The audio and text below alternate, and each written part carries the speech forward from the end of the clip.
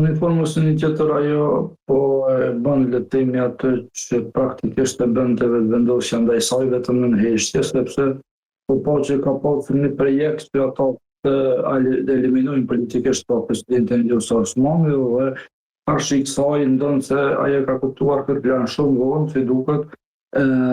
bëri veprimet e saj që ka lidhjen demokratike dhe natyrisht tani e ka si mundësi të reagojë nëpërmjet lidhjes demokratike që ti kundërvihet lëvizjes vetëvendosje për faktin që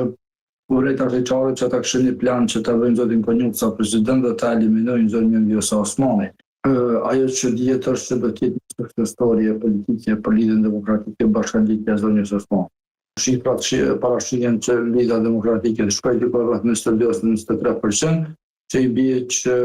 një pjesë e votës letemi 7-8% mund të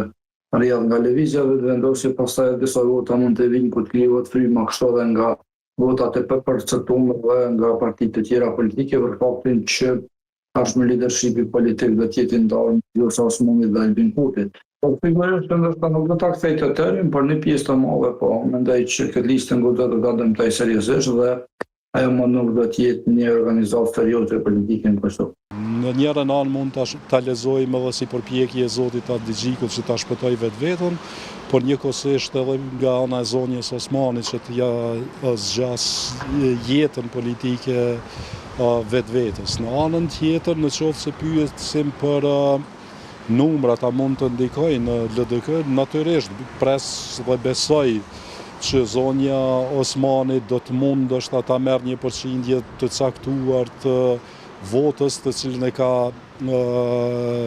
dërguar, ashtu të them, në lëvizjen vetëvendosje. Natyrisht që nuk pres që ta marrë të gjithën, sikur që pretendohet dikon 130 e sa mijë vota, por një 40-50.000 vota absolutisht po. Në anën tjetër vrehej ajo dhimbja që e kishte zonja Osmani për vetveten, që nuk ishte